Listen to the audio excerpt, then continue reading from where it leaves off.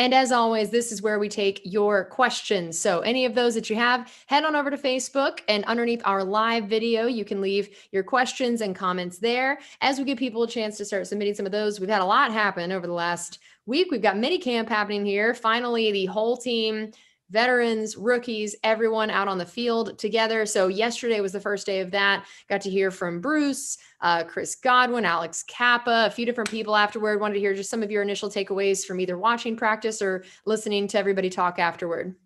Well, the first good thing was that all 89 players were here, and most of them were in action. We have 89 right now because of the Cameron Kinley situation. We were at 90. So all of them were here. All of them were out on the field. There were 6 guys that didn't practice: John Franklin, O.J. Howard, Antonio Brown, Ndamukong Suh, Jordan Whitehead, and the rookie, Jalen Darden, which was the one kind of surprise. He had a very slight hamstring tweak from last week, according to Bruce Arians. And it's so minor that Arians said he might actually practice on Thursday. And in fact, all of these guys seem to be some variation of he's very close from Bruce Arians' estimation. And he said at the end of kind of running down all those different injury situations that all of them should be fine from the beginning of training camp. So I don't know. I don't remember a season where we've been kind of this, assuming all those go as well as we hope, we've been this healthy heading into a camp. And speaking of that guy who was out there who hadn't been recently, Joe Tryon, he had missed all of his rookie mini camp and times like that with a little bit of an injury. And Daniel had asked what you thought of him. I know that yesterday was a very small little glimpse into it, but either from coach talking about him or what you saw, what were the initial thoughts on Joe Tryon? Yeah, well, he looked like he was running around very well. Coach had always said that he thought he'd be back by the mini camp. So he basically hit the target that was expected. They took it carefully with him over the last few weeks. And, at this point in these type of practices, without pads, without anybody wanting to get really close to a quarterback, especially Tom Brady, it's a little hard to tell how good a pass rusher is. But Coach Arians said afterwards that he looks slippery in shorts, and not every guy does. So I guess if you look good rushing the passer right now in shorts, that's a good sign, for what he'll look like when the pads go on. Yeah, that's a great. And something else that has happened since our last show was Julio Jones getting traded. And so anytime a big name either comes to or leaves the division, we always want to talk about how that might affect the Buccaneers. So what were your initial thoughts on that? And hey, I guess the Bucs still will get to see him technically this year, just only in the preseason. Yeah. Well, my thoughts are that went pretty well. He got traded out of our division. This is a guy that was averaging 115 yards and 1 touchdown per game against the Buccaneers in his career. And he not only got traded out of the division, but out of the conference entirely and to a team we wouldn't play in the regular season. I don't think necessarily that our defensive backs would have the same feeling about it. I think they like the challenge. He was hurt for a number of games last year during the second half, and I'm pretty sure he didn't play in either of the 2 games against the Buccaneers. So that was the last chance for a while that some of our guys like Carlton Davis are going to get to see him. And I'm willing to bet they would appreciate the challenge. But, as a fan who doesn't have to play out there and just wants to see the best possible situation for the Bucs, I like seeing Julio Jones out of the conference. Yes, I would agree with that. I'm sure that. By the way, and guess who does play the Titans this fall? Who? The New Orleans Saints. Well, there you go. I love it. They just can't get away from him. Right.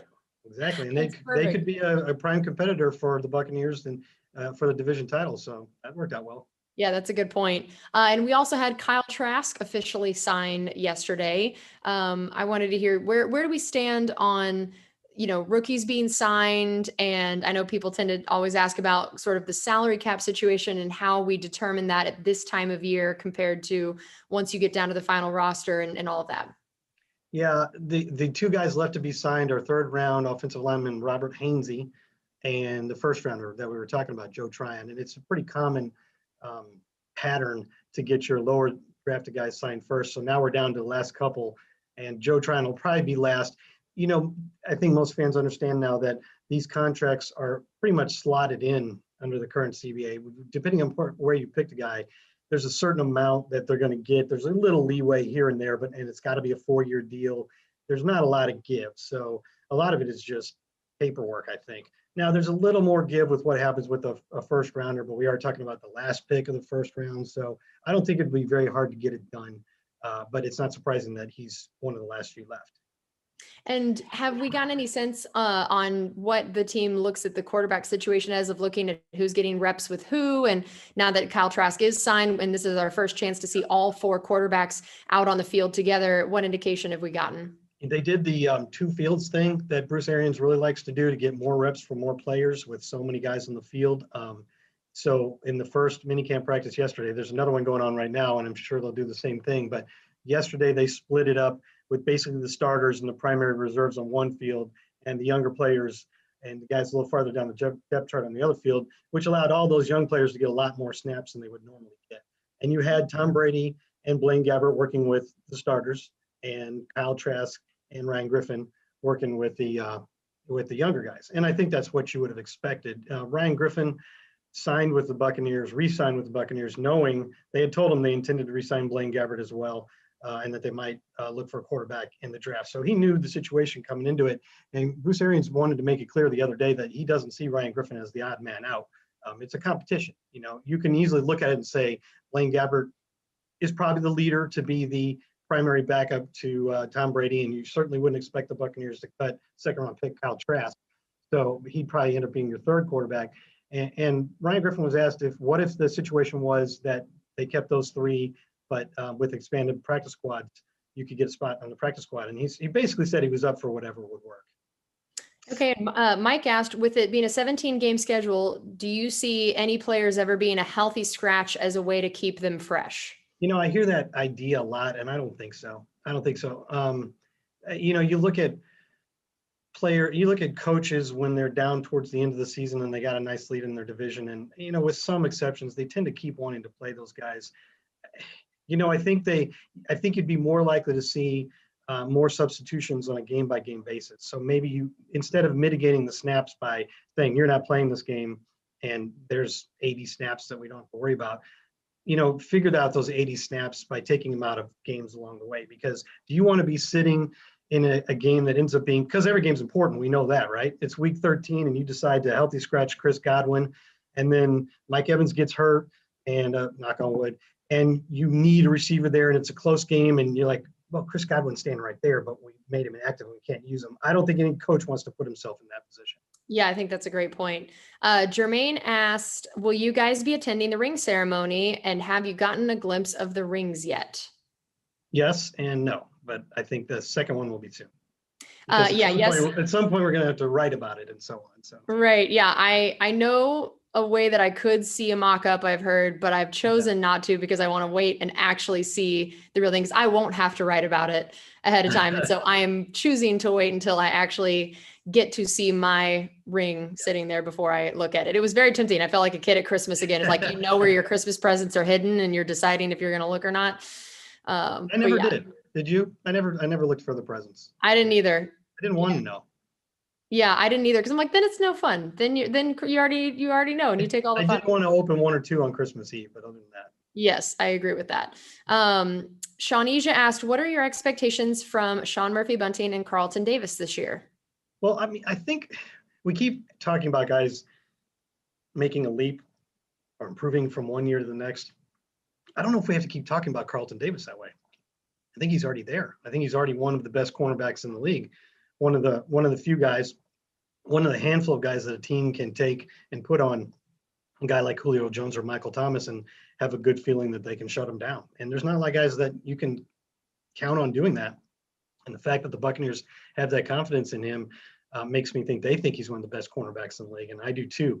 Sean Murphy-Bunting, in both of his first 2 years, has really finished strong. You know, there were some struggles that he acknowledged along the way last year, but coming down the stretch and then especially in the playoffs, he was a big-time playmaker, and he is a guy that could take a step forward in terms of just being more consistent from a week-to-week basis, and he knows that, and the coaches know that, and that's something we might see from him that could make this defense even better this year.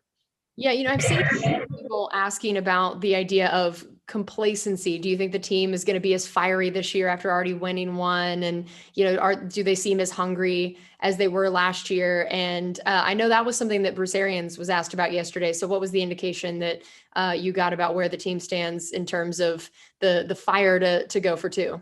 Yeah, that doesn't seem to be a problem with these guys. They seem very much dialed in. I think part of that has to do with the commitment that the Buccaneers made to keep that entire roster intact. I mean, if you're Levante David and Devin White and Rob Gronkowski and all those guys, and you see the team really making an effort to make it as possible for you to be in a good position to defend your title, I think that's a motivating factor. And also just the fact that nobody's done it since Tom Brady's Patriots since 2003 and 04. I mean, breaking through and winning the Super Bowl was amazing last year and can never be taken away from these guys. But imagine, their legacy, especially in Buccaneers history, if they can win 2 in a row. And, it doesn't happen a lot, especially anymore in the NFL. So I think that carrot is just as strong as it was last year. And on the practice field on Tuesday, Coach Arians made a point of saying there was no complacency at all, and he's not really worried about that happening. He said if he doesn't really have to say anything. He said he had an eye out for it when practice started, and he didn't see any of it. But he said he doesn't have to say anything because if it's somebody on offense and they're not playing, their effort isn't up to par, they're going to hear it from Tom Brady. And if it happens on defense, they're going to hear it from Levante David. So I think it's very well self-policed. That is true. All right, and we'll close with this. Rob asked, with all the returning starters, are there any rookies that could slide into a starting spot? It's not obvious, no, barring injury. We always have to say barring injury, right? I think the closest thing you could say to that is Joe Tryon wouldn't necessarily be starting a bunch of games, but he could be playing a very large role as maybe the third guy if he is ahead of Anthony Nelson in the rotation with JPP and Shaq Barrett, and maybe the Buccaneers choose to give Shaq and JPP, maybe I know the guys don't want to come off the field, but maybe just a little bit less per game, going back to that 17-game season question, just to preserve them along the way. So he could end up with a role that's pretty big, but I don't see how he's a starter. And otherwise, Kyle Trask, Robert Hainsey, Jalen Darden, the 2 linebackers, Britton Stewart, and Chris Wilcox, those are all positions that are very well established at starters. So again, barring injury, I don't see it. Okay. All right. On this edition of Buccaneers Insider Live presented by Miller Lite. Thanks for joining us. Thanks for those great questions, and we'll see you next week.